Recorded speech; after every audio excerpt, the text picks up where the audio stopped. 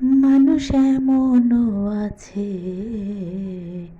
কলিজা ভুনা কইরা দিলে কইব লবণ কম হইছে। না ভাই, আমি কোনো মানুষের কলিজা রান্না করতেছি না, আমি রান্না করতেছি মুরগির কলিজা। হ্যালো এভরিওয়ান, আসসালামু আলাইকুম। কেমন আছেন সবাই?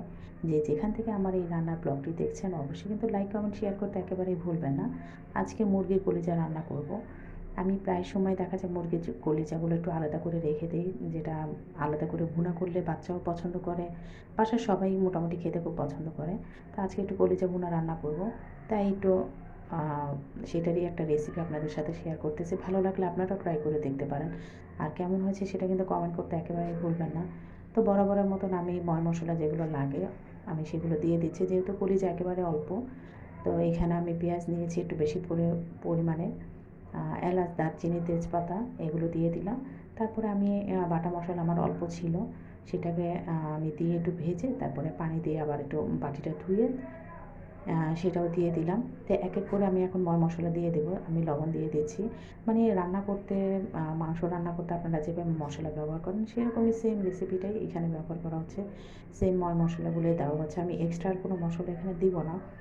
আর ওই যে বললাম না, গানেই তো বলা আছে, মানে আসলে মানুষের জন্য এত কিছু করলেও মানুষ কিন্তু দেখবেন কিছু হলেও বলবে যে আপনার তার কোনো উপকারই করেন নেই।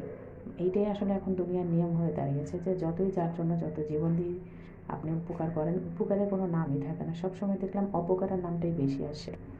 তো কী করার, তারপরেও যতটুকু সাধ্য থাকে মানুষকে উপকার করে যাব। উপর আল্লাহ হয়তোবা আমার সহযোগিতা আছেন, আমাকে সবসময় সহযোগিতা করবেন।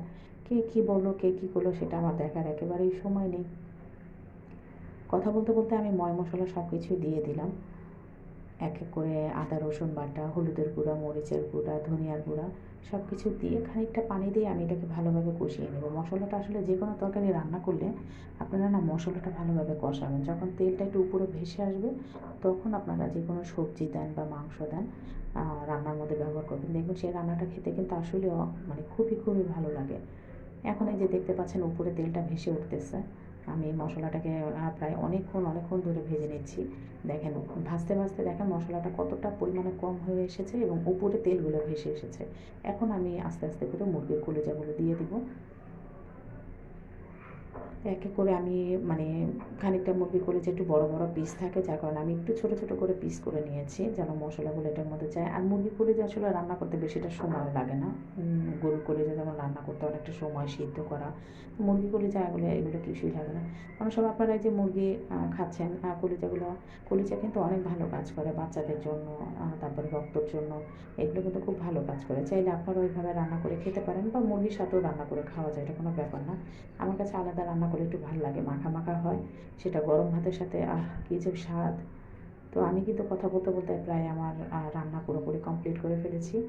এই হলো আমার ফাইনাল লুক। আমি আর এখানে পানি ব্যবহার করিনি, এটা একটু ভাজা ভাজা করেছি এবং দেখেন এই যে আমি বাটিতে ঢেলে নিলাম।